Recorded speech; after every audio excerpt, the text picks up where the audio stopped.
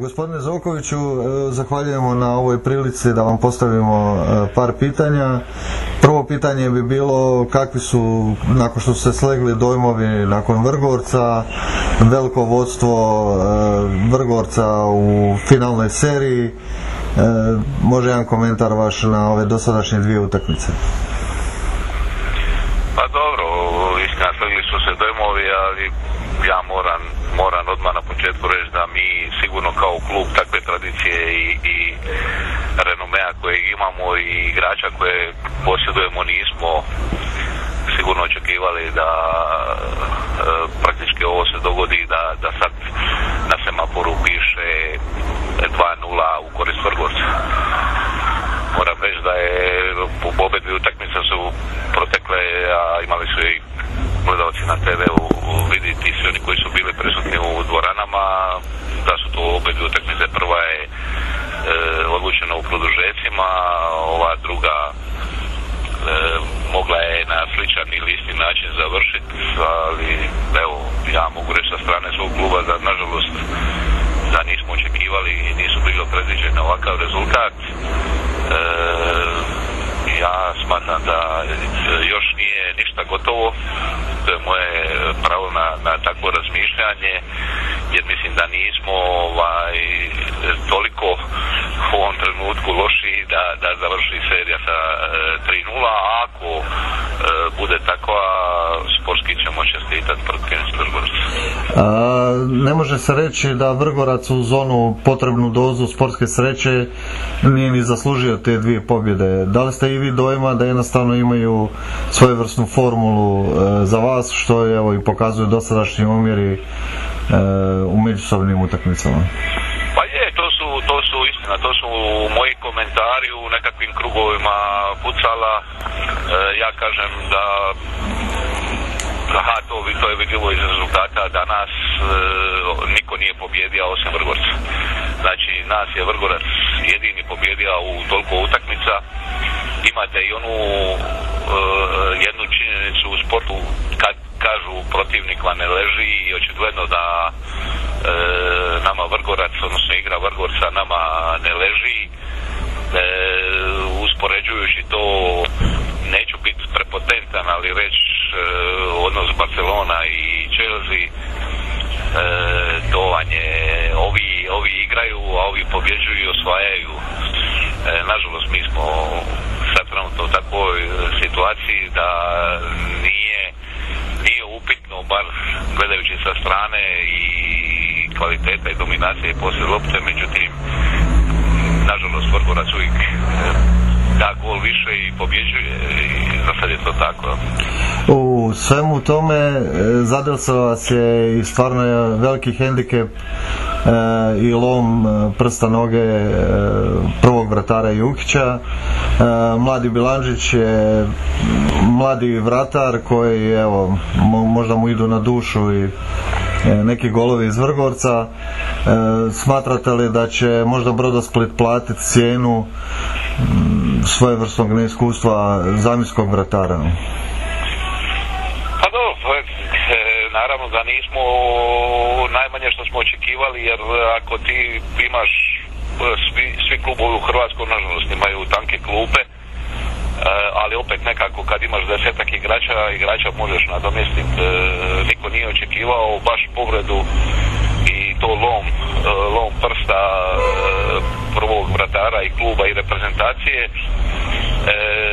Ne možemo mi ni u klubu, ni ja osobno Bilandžića u ničemu kriviti.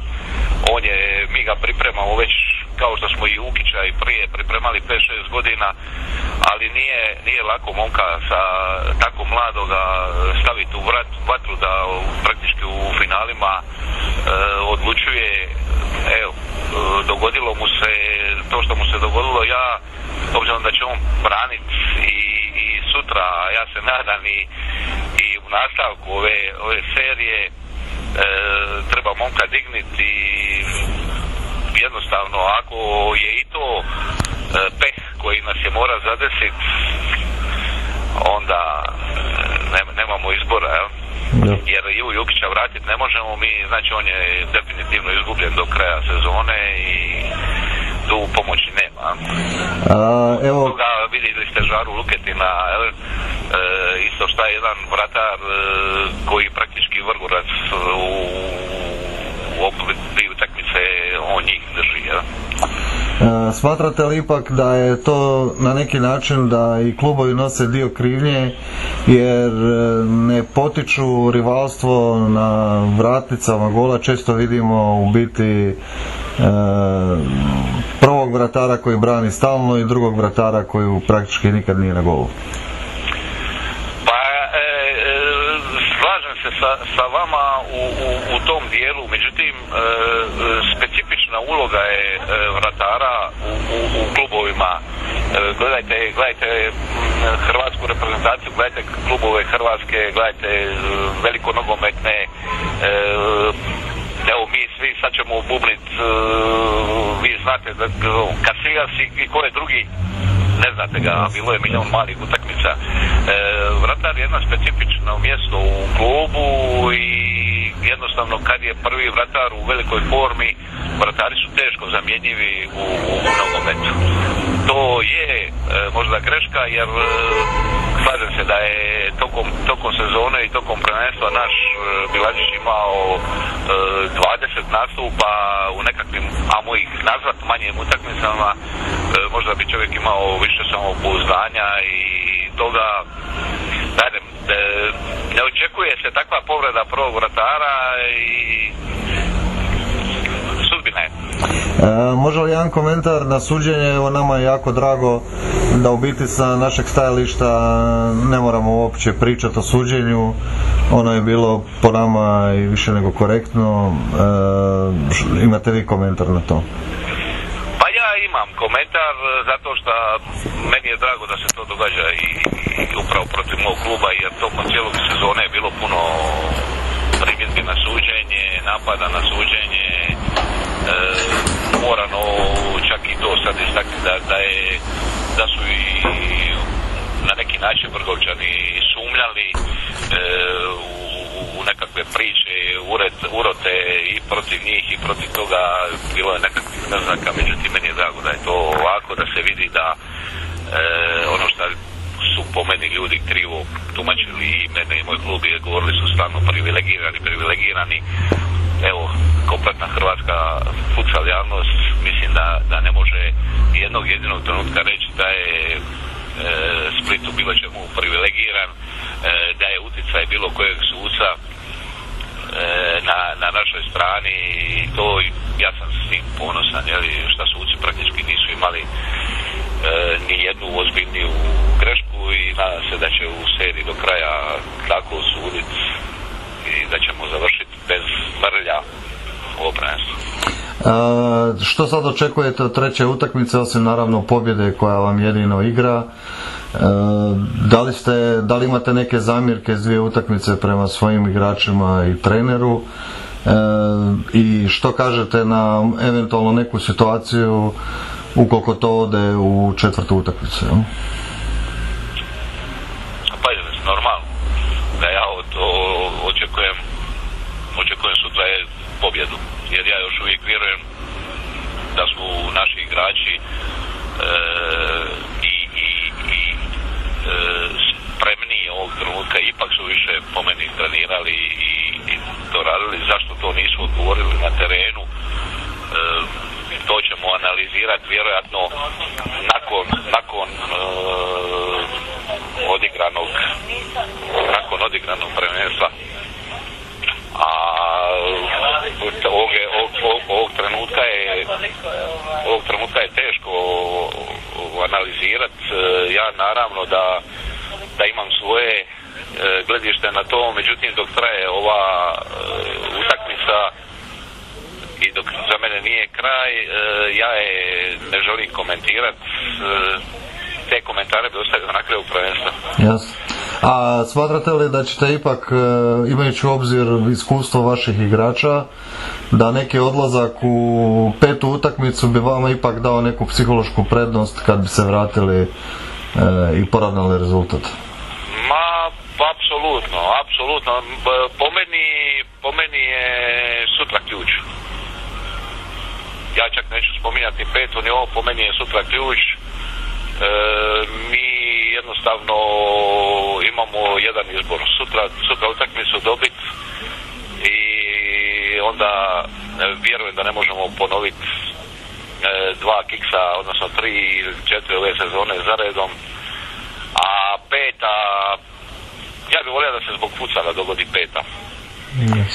I to je bio praznik sigurno futsala, pa onda neka junak izađe na junaka jer kad sam se zalagao da bude na 3 pobjede prošle godine i kad su ljudi to prihvatili, tek su sad svi shvatili i jednostavno ko 3 puta bude bolji, ko pobjedi, taj stvarno zasluži, a treba mu stisniti ruku, jer vidite šta će igrat, već su počeli igrat povrede, igrači su lagano iskartonirani, nama sutra već nema Jelovčića,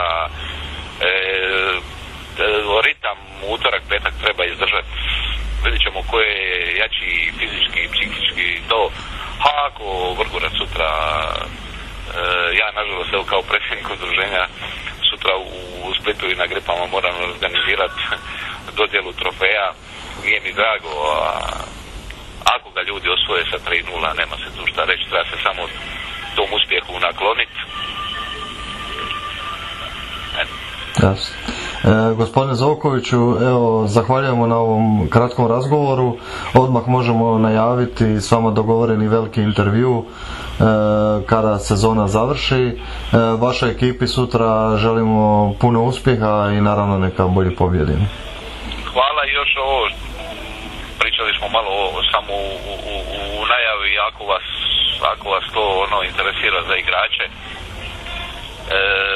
moram staviti jedino je malo vagu na tu stranu da su neki od naših igrača već mislim glavama van Hrvatske. Ja. Upravo mislim da je Ivo Jukić definitivno vice prvak u Italiji, ako smo mi dobro informacije dobili. On je već, ja mislim da je to dogovorena priča.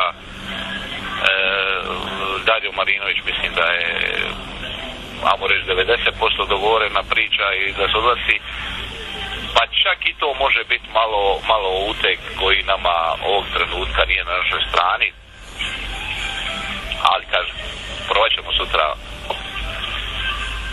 ići dalje u borbu, neka ljudi još bar 10 dana uživaju u futsalu.